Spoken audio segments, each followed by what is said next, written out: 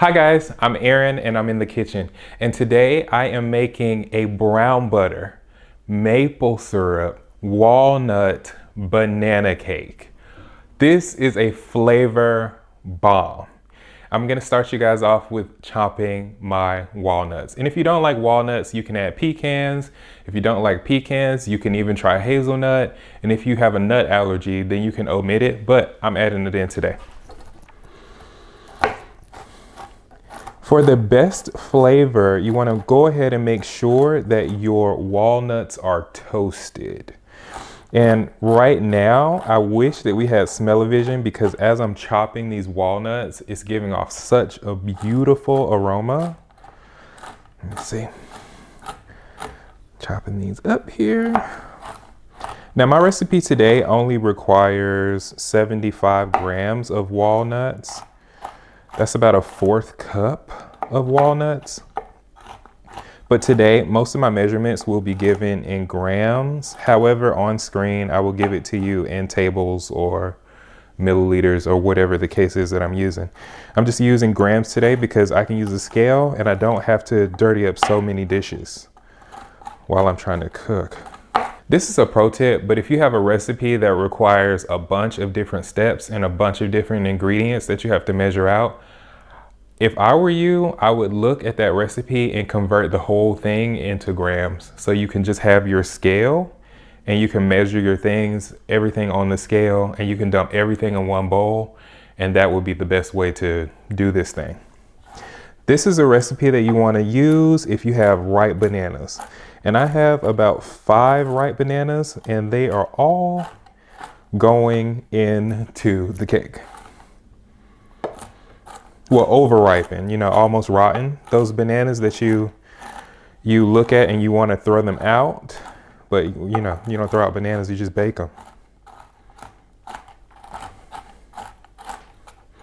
Okay, I have my walnuts all chopped up. I'm just gonna move these to the side. And I need lemon juice for this recipe. So I'm gonna use the same knife because, you know, if we don't need to dirty up an extra dish, we're not gonna dirty up an extra dish. And I'm going to squeeze my lemon into here. Have you ever accidentally bought some extra stuff for the kitchen just because you forgot that you had something?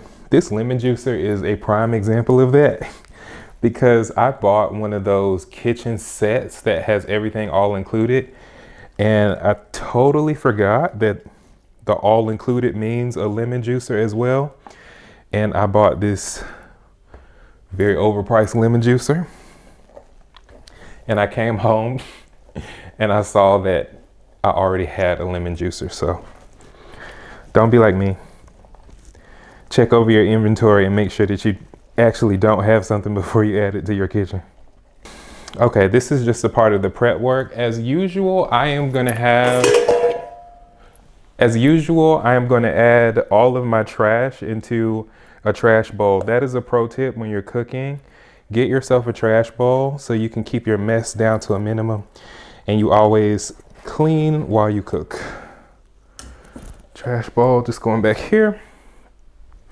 And I'm gonna jump over to my stove so I can brown some butter.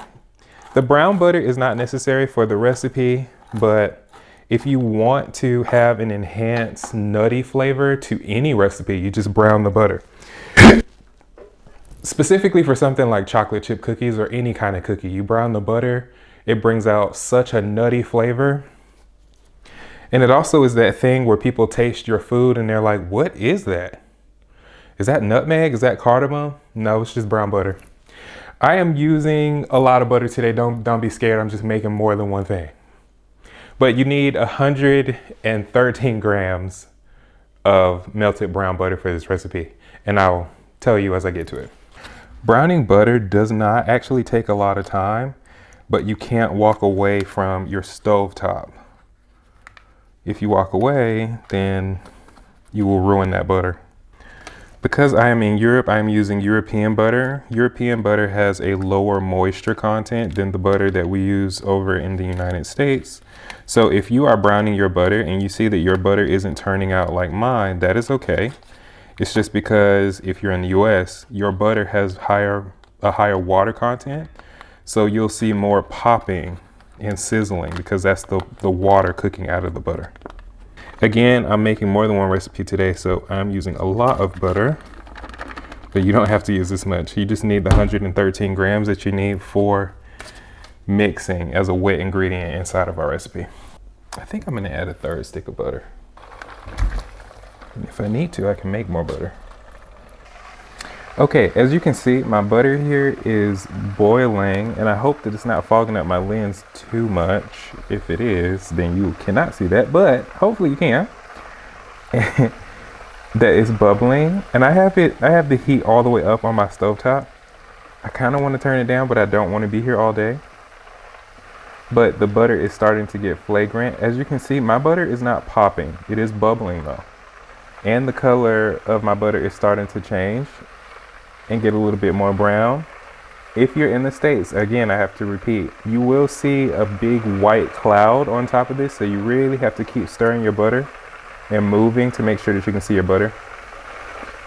I can smell my butter start to change now. It's starting to lose that like gooey buttery smell, and it's starting to smell a little bit more, yeah, nutty. You'll hear everybody on the internet say nutty, and look, what does that mean until you brown the butter for yourself? But that really is what it smells like.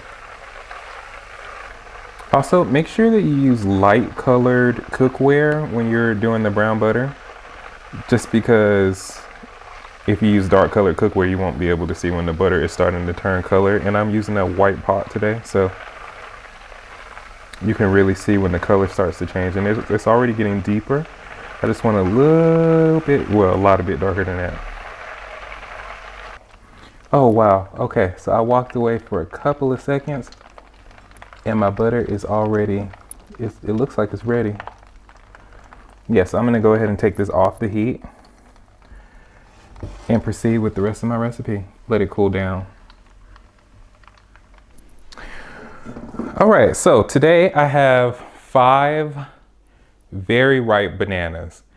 If your banana does not look like this, if you have a fresh banana, what you can do, since our recipe is gonna bake at 350 anyway, you can preheat your oven to 350 and go ahead and bake these for 10 minutes and you can get them really, really dark. But you want the ripe bananas, the ones that are super duper flagrant, and when you walk by them you just smell the bananas. Like, you want the ripe bananas. You do not want fresh bananas. These are not good for eating, but they're perfect for this recipe. So we're just gonna take them. We're just gonna take them and mash. I suppose you could use a potato masher for this step if you want to. I'm just gonna use a fork. Right before I started filming this, I was trying to get something and one of my cats scratched me. She's a clumsy girl, but she gave me a boo-boo. I'm doing my best not to touch my boo-boo. She is the cutest baby. Now, if you feel extra lazy, you could put these in the food processor to get them super duper smooth. But you know what? I'm gonna take the idea that I came up with earlier and I'm gonna use a potato ricer. Just because that's faster. So I'm gonna use that, and my bowl is big enough that I'm just gonna squish them like this.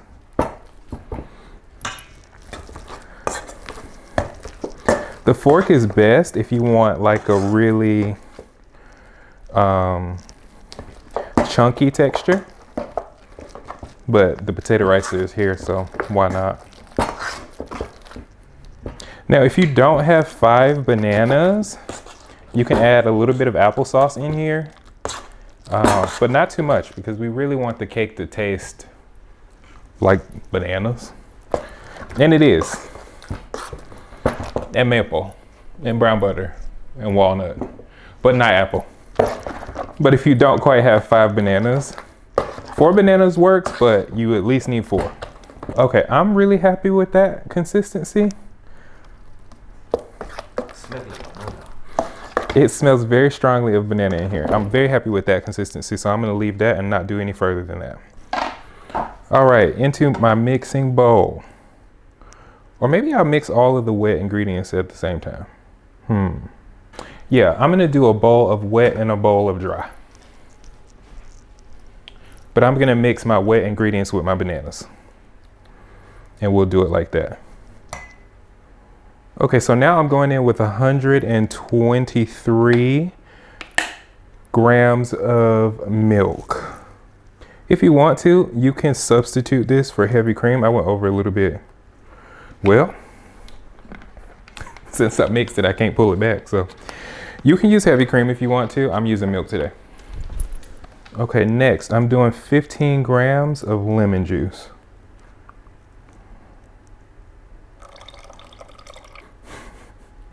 I know my European viewers are loving me for using grams right now, because a lot of us over here don't have the cups and the measurements that are totally normal in the States, but grams everybody does have. Everybody's using that.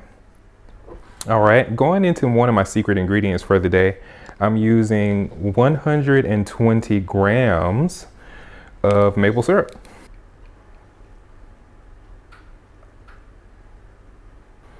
All right, and this is my wet batter that's going to the side.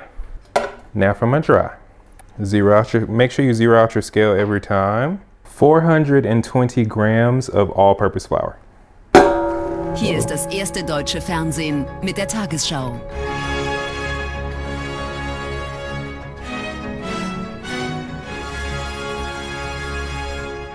That's 422.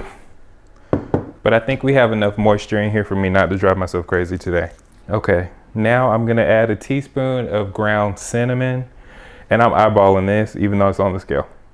I'm doing 1 teaspoon of sea salt. I always use sea salt in my recipes, just my preference. Adding in 75 grams of my toasted walnuts. If you want to toast your walnuts, that's my oven. If you want to toast your walnuts, you can. I think I already said this. Did I already say this, babe? About toasting the walnuts at 350? I think you did. I did. Okay. If you didn't, well, you just did. Yeah, well, if I didn't say this already, then I'm saying it right now. Toast your walnuts at 350 because you're setting your oven at 350 anyway. But do you see what I mean with this scale? I've only used 1 dish for all of this so far. So I am extremely happy with that. Now I'm going in with half a teaspoon of nutmeg. I only have the ground, so that's what I'm using. And half a teaspoon of cardamom. If you don't like cardamom, leave it out. If you don't like nutmeg, leave it out. If you don't like cinnamon, get over it, add it anyway. Okay, so now with the baking soda, I have to be precise. I'm adding 9 grams of baking soda.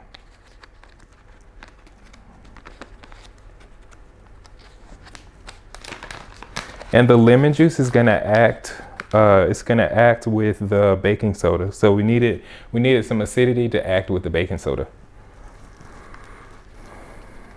Now I'm gonna slowly add everyone's favorite ingredient, which is sugar or butter, depends on who you ask, but 300 grams of sugar today going into this cake. Sugar technically can be weighed as a wet ingredient because it dissolves and it turns into a liquid. So you can actually use measuring scoops with sugar pretty reliably. Now this is my personal favorite ingredient for any kind of sweet that you want to have a natural caramelly flavor. You add brown sugar. I'm adding 220 grams of brown sugar. Now I have said this before, but this is a dessert, y'all. This is not gonna unbig your back. Really, I don't think anything that I'm gonna make is gonna unbig your back, but maybe I'll think about it. Y'all pray for me. Into my dry mix, I'm gonna add 4 eggs. I feel like living dangerously today, so I'm going to crack them directly into the bowl and hope I don't regret that decision.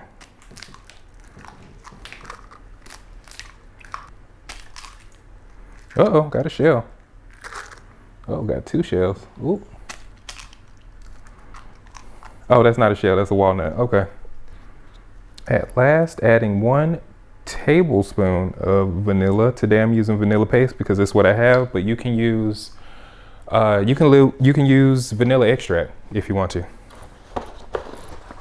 Last ingredient going into our dry mix, although like the eggs, this is technically liquid, is 113 grams of butter. I lied, 227 grams of butter. Always good to check your recipe and follow your own recipe. I hope you can see that my butter has this dark color to it. That's just the browning of the butter. And when you're browning butter, it's the proteins that are burning off in the butter and releasing that nutty flavor. And the proteins obviously come from milk or heavy cream, depending on, well, butter is made from heavy cream. All right, now I'm gonna start my mixer on low.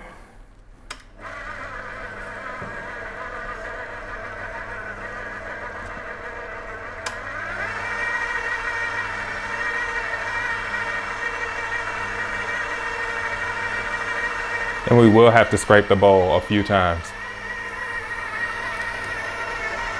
Or maybe not. Starting to mix. I'm watching the bottom of my bowl start to mix together, so I'll speed it up a little bit. A little bit, I said.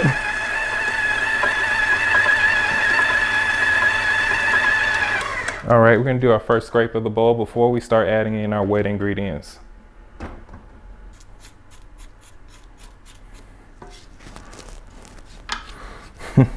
It looks like this is already the batter, but we actually haven't put any bananas in here yet, so this can't be the batter. And it is a pretty thick batter, but that's because we need something for our fruit to hold on to, so don't worry about that if it looks very thick to you in the bowl at this point. All right, I'm gonna go ahead and start adding in our wet ingredients.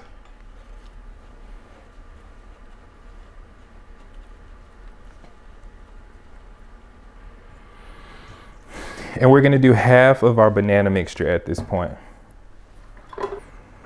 All right, half of our banana mixture is in. I'm gonna go ahead and keep mixing on low. Low to medium. Oh, well, it would help if I lift my bowl. That would help. You can already see how the batter is starting to loosen, and that's exactly what we want. I think I'm gonna go ahead and add in my other half now. Stir and look in the bottom of my bowl to make sure that all of my ingredients mixed how I wanted them to. I do feel some thickness at the bottom here, so I don't think everything is quite all right. Loosening that up. You have to be careful when you're mixing your cakes to not over mix them. And I think at this point, I'm gonna go ahead and mix the rest of it by hand before I put it in my thickness at the bottom. Yeah, I'm gonna mix the rest of this by hand. I'll just pretend like for a second I actually know how to use my stand mixer. If you're brave, you can taste your batter, because I certainly am. Let's see. Oh, God. Oh, that's delicious. Okay, so I'm just doing my final mix through of this. I'm happy with the taste of the batter, and so is the cameraman. So just gonna go ahead and, oh, the camera's facing this way. I'm happy with what the batter looks like.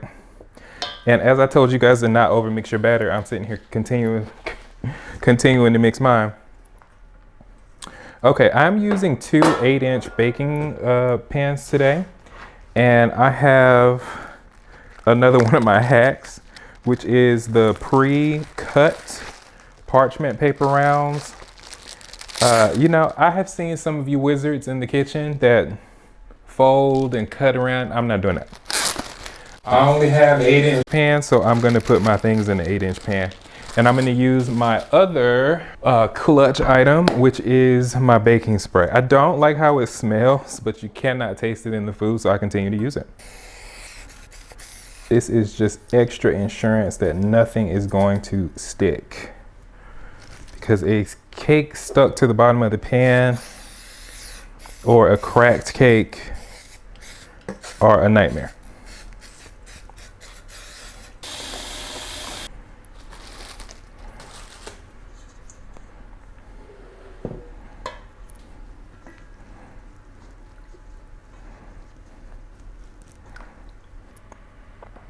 Adding my mixture inside of my cake tins.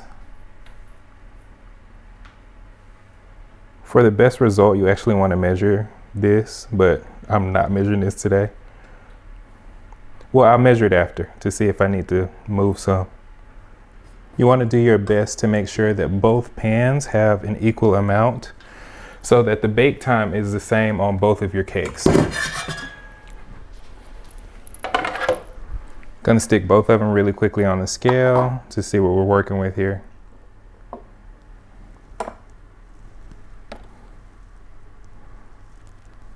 Okay. 14. Okay, about even. All right, again, sticking these in the oven set at 350 for 30 to 35 minutes. 30 minutes, you can check it, but don't open the oven before that. Oh. I almost forgot something. I am adding my cake strips to my pans.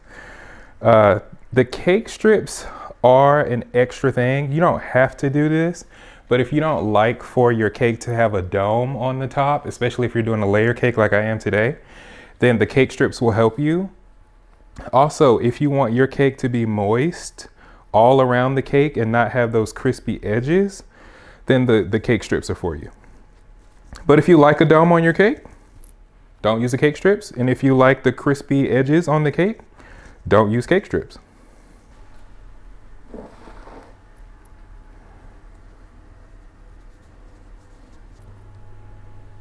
Into the oven. Setting the timer for 30 minutes. At 30 minutes, you can check it. Don't check it before 30 minutes. Okay, for the last step of this recipe is the frosting. For this cake, I'm actually doing a naked cake for the layers. So this is not gonna actually have enough to cover your whole cake. If that is something that you desire, just double this frosting recipe. But for now, that's not what that's not what I'm actually looking for. I'm looking for maybe a thin layer on the outside and most of it in between my two layers. This is a great way to decorate cakes for those people that really don't like frosting. I'm using a whole package of Philadelphia cream cheese or just cream cheese of your choice. You only need about 225 grams of this, but I'm using 260 because that's what's in the 8-ounce pack. I've left this out for like an hour or so, so it should be good and really, really soft. Yeah, that's pretty soft. For more of that maple flavor, I'm gonna add 80 grams of maple syrup. And this is light maple syrup that I'm using. If you want even richer of a flavor, then use dark maple syrup. 2 teaspoons of vanilla. I'm using vanilla paste, because that's what I have. Going back into my brown butter for 113 grams. If you're in the US, 113 grams is just 1 whole stick of butter.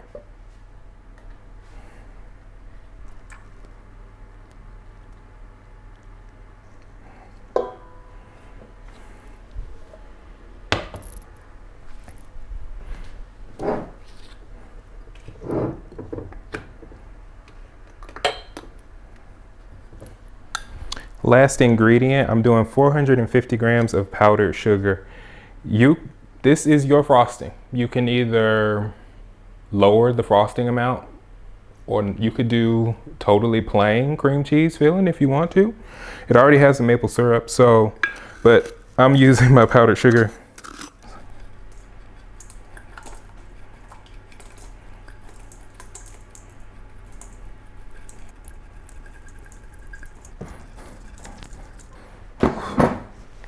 Okay, I just added my 450 grams. I ended up adding 470 grams of powdered sugar. My powdered sugar got hard on me. I don't know what happened. I guess somehow I got some kind of moisture in there, but all right. All right, and that is our frosting. Let's see, how much time do I have left? Have 15 minutes to go before the cake comes out.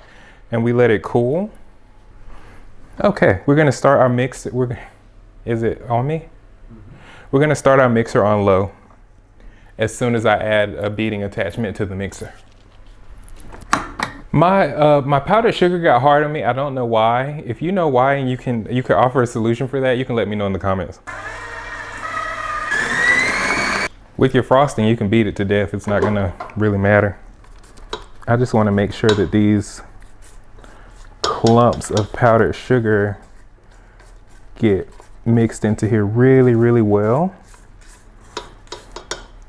But you guys at home won't have that issue. I'm just having that issue today.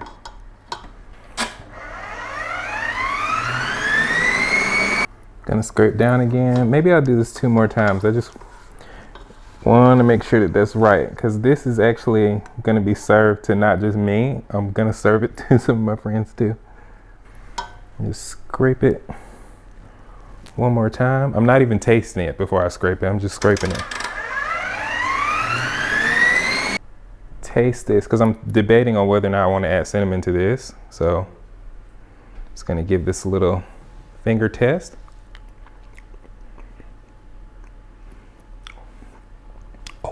Ooh. Yes. Mr. Cameraman, you want to taste this? Yeah.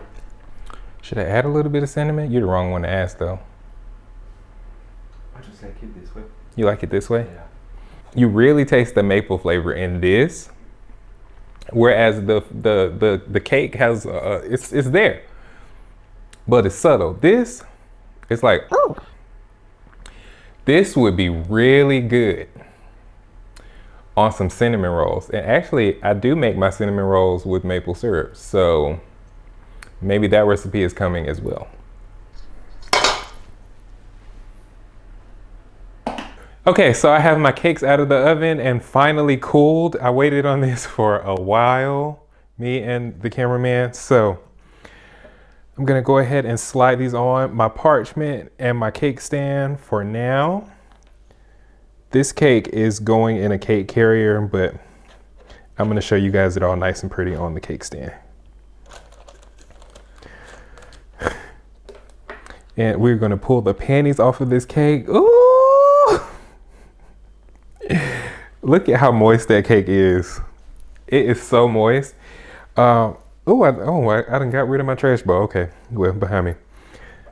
Okay, let's go ahead and frost this. The crumb is super duper moist. If I was feeling very brave today, I would cut this in the middle and I would do 4 layers of this cake. Mr. Cameraman, what do you think? Should I cut this in the middle? Should I be brave? I should be brave. Okay. All right, Mr. Cameraman says I should be brave, so I'm gonna be brave. And I'm going to cut this in the middle. I'm gonna hold the cake though.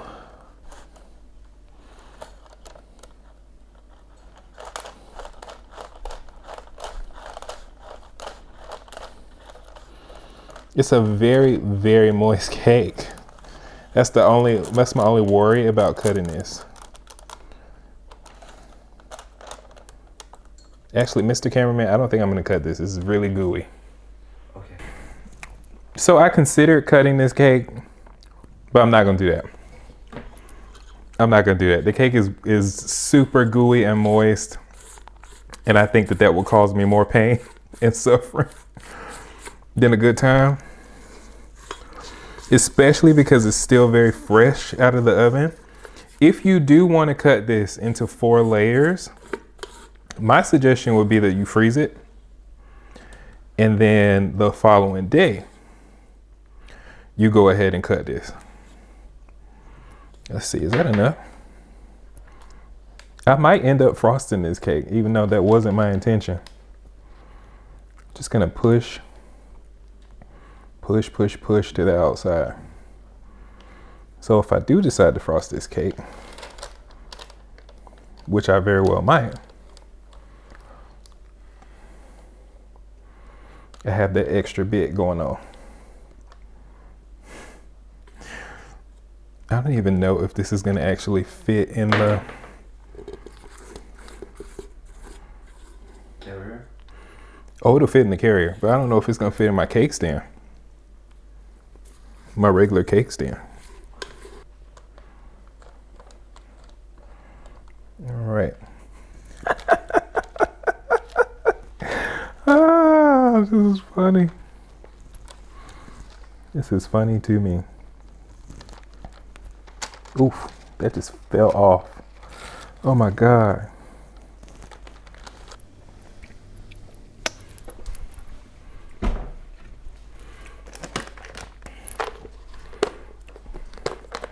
The top and the sides, right? Or just the top? Maybe the top and the top of the sides.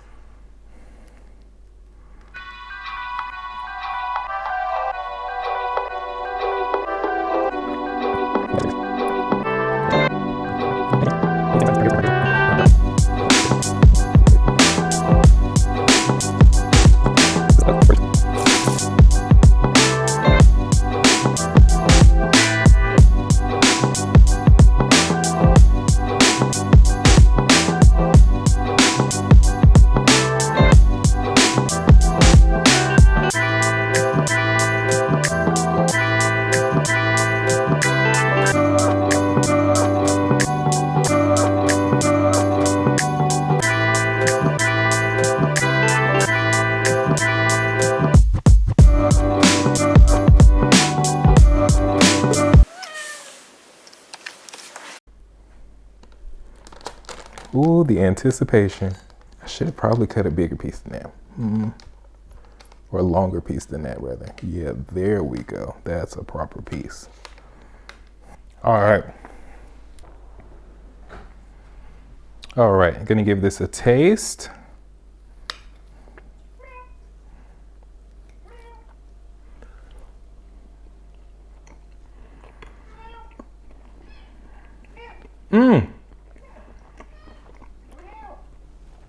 Oh, yes, you have to try this.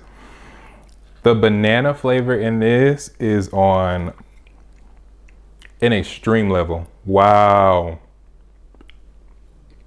I think my cat agrees. Thank you so much for watching this video. I hope you enjoyed what you saw. If you did, don't forget to like, comment, and subscribe. And I'll see you all next time. Ciao.